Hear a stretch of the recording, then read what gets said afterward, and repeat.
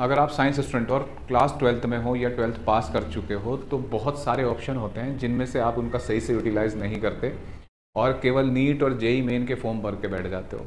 तो मेरी आपसे रिक्वेस्ट है कि आपको सारे जितने भी बढ़िया एग्ज़ाम हैं जो भारत सरकार के अंडर कॉलेज हैं, जो गवर्नमेंट कॉलेज हैं, सेंट्रल यूनिवर्सिटीज़ हैं या स्टेट यूनिवर्सिटी हैं और गवर्नमेंट की हैं और बढ़िया कोर्स हैं, उस सारे फॉर्म आपको भरने चाहिए। आप कहोगे सर इससे तो हमें तो MBBS में जाना है या BTech में जाना है, अच्छी बात है, लेकिन जब आप अभी पढ़ रहे हो, आपका अभी 12th के बाद अगर आपने नीट का एग्ज़ाम दिया है, जेई का, उसके बाद खाली टाइम है, उसमें भी तो आपको कोई एग्ज़ाम दें। उस एग्ज़ाम से ये होगा कि आपका एक्सपोजर बढ़ेगा कंपटीशन के प्रति। आप देखोगे कैसा कंपटीशन है, आप कैसे आपका आगे की लाइफ इजी हो रही है। आगे फिर BTech के बाद या MBBS के बाद भी एग्ज़ाम दोगे तो वो जो आपकी एक्सपीरियंस होगा ये आपके काम आएगा। और कुछ ऐसे एग्ज़ाम भी हो सकते हैं जिनमें आपकी रैंक बढ़िया आ जाए। अगर आप नीट में 600 और 700 प्लस जा रहे हो या 700 के आसपास आपका स्कोर रहता है या जेई मेन में आपका 250 प्लस रहता है, तो इसका अगर आप किसी दूसरे एग्जाम में जा रहे हो तो हो सकता है वहाँ रैंकर भी बन जाओ और वो आपके प्रोफाइल में ऐड हो जाएगा जो आगे भी आप पे काम आएगा। तो इसलिए ऑप्शन बना के रखने होते हैं। तो उन्हीं में से आज मैं आपको बता रहा हूँ कि बहुत सारे फॉर्म तो आप भर चुके हो जिनकी डेट भी निकल चुकी है, लेकिन अभी भी बहुत सारे ऑप्शन आपके पास विकल्प हैं जो कंबाइंड है, नीट वाले भी और जेई वाले दे सकते हैं। कुछ नीट वालों के लिए ही हैं, लेकिन मैं एक एक करके बताता हूँ। जेई मेन वगैरह भर दिया होगा आपने, आज भी CUT की लास्ट डेट है।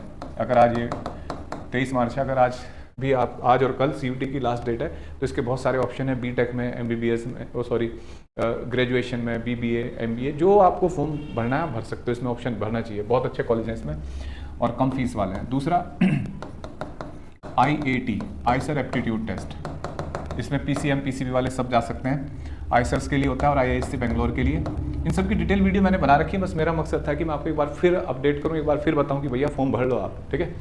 तो अब इसमें IAT के लिए आप इसमें PCB और PCM आप रख सकते हो ऑप्शन, PCMB वाले भी भर सकते हैं, ठीक है। इसमें क्या होता है, BSMS, ये 5 ईयर इंटीग्रेटेड प्रोग्राम साइंटिस्ट बनने के लिए, या BTech भी है इसमें कुछ कॉलेज में, तो ये एक ऑप्शन मिल गया आपको। CUT में BTech होता है तो एक ऑप्शन। दूसरा, तीसरा नेस्ट, नाइसर, जैसे आइसर होते हैं ऐसे नाइसर भुवनेश्वर है ये, और प्लस बॉम्बे में जो बॉम्बे यूनिवर्सिटी है उसका फॉर्म भरता है यहाँ BSMS के लिए, ठीक है।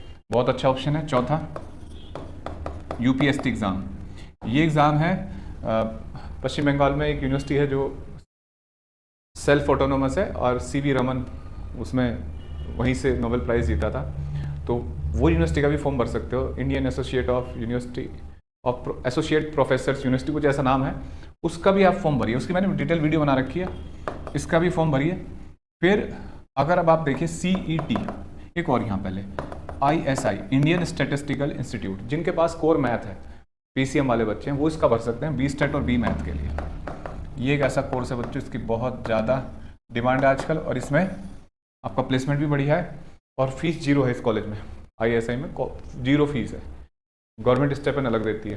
फिर इसके बाद आप भर सकते हो CET, कंबाइंड एंट्रेंस टेस्ट होते हैं ये कौन कौन सी एग्ज़ाम है, ये अलग अलग होंगे, उनके सबके अलग अलग फॉर्म भरे जाते हैं। जैसे एम्स का आएगा, अभी मैं आपको अपडेट कर दूंगा, IP का, IP यूनिवर्सिटी का, इसके बाद BHU, AMU, जामिया इस्लामिया दिल्ली है ना, और ये तो अलीगढ़ में है, बनारस में, दिल्ली में।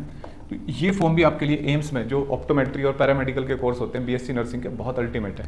यहीं पे एक और विकल्प बताता हूँ मैं आपको, जो अगर आप नीट वाले हैं तो आपको MNS, मिलिट्री नर्सिंग सर्विसेज, ठीक है, ये फॉर्म भरना है। हालांकि इसका ये नीट के स्कोर पे होता है, इसका फिर SSB होगा। बहुत बढ़िया ऑप्शन है। इसमें नर्सिंग आप बोल रहे हैं नर्सिंग करें, लेकिन उसके बाद जो आपको रैंक मिलती है, ज्वाइनिंग मिलती है, वो लेफ्टिनेंट रैंक है, तो बहुत बढ़िया ऑप्शन है ये। फिर इसके बाद कुछ ऐसे करियर ऑप्शन जैसे BSLP होता है, स्पीच एंड ऑडियो थेरेपिस्ट बनते हैं ये। तो ये इस कोर्स की बड़ी अच्छी डिमांड है और इसके लिए जो एग्ज़ाम होगा, वैसे तो ये BSLP इन सब कॉलेज में है, इनके लिए आपको ऑप्ट करना पड़ेगा। एम्स को छोड़ दे तो इनमें सब में है, लेकिन इसका एक स्पेशल एग्ज़ाम होता है एक बढ़िया कॉलेज में, अल-यूवर, इस कॉलेज में इसका एंट्रेंस एग्ज़ाम होगा, ये आप भर सकते हैं। तीसरा, इससे अगले वाला, अगर आपको टीचिंग में जाना है, कहीं अच्छे कॉलेज स्कूल में पढ़ाना है, KB में पढ़ाना है, तो उसके लिए एक स्पेशल गवर्नमेंट ने कुछ कॉलेज बना रखे हैं, RIET, regional institute of education and training. इनका एक एंट्रेंस टेस्ट होता है जिसमें आप integrated programme, BSc plus B.Ed, BA plus B.Ed, इससे कर सकते हो। यहाँ से अच्छे प्लेसमेंट होते हैं अच्छे स्कूलों में, ठीक है। तो अगर कोर टीचिंग में जाना है तो इसके थ्रू जा सकते हो।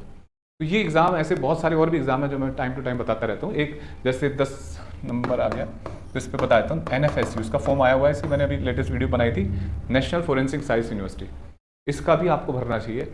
और इसमें BSc प्लस MSc फोरेंसिक में है, तो उसका भी प्लेसमेंट भी बहुत अच्छा है और उसकी अपॉर्चुनिटीज़ भी बहुत ज़्यादा है। और ये भी सेंट्रल यूनिवर्सिटी है, गवर्नमेंट यूनिवर्सिटी है। तो इस तरीके के फॉर्म जरूर भरिए, आपको ज़्यादा सीखने को मिलेगा। एंट्रेंस का थोड़ा सा पैसा लगेगा, 5-10 हज़ार रुपये एक्स्ट्रा आपके पेरेंट्स के, लेकिन बहुत फ़ायदा रहेगा, आपके पास ऑप्शंस होंगे, ठीक है। जो बच्चे BTech वाले हैं तो वो बिट सेट की अभी डेट आई है, बिट सेट 2 बार होता है, तो एक बार फिर भर सकते हो उसका। कुछ एक आध एग्ज़ाम वेल्लोर है, जैसे वेल्लोर, VIT, इन सब के एग्ज़ाम भी आप मेरे कहने से भरना चाहिए। हालांकि प्राइवेट है, मैं प्राइवेट को उतना ज़्यादा तवज्जो देता नहीं हूँ, लेकिन फिर भी ऑप्शन आपके पास, ठीक है। ये 2 अच्छे प्राइवेट ऑप्शन है प्राइवेट कॉलेजों में, तो इनको कह देता हूँ। बाकी प्राइवेट कॉलेज भरने की जरूरत नहीं है, आप इन्हीं में से कोई अच्छे कॉलेज में आपका हो जाएगा, ठीक है। Wish you all the best.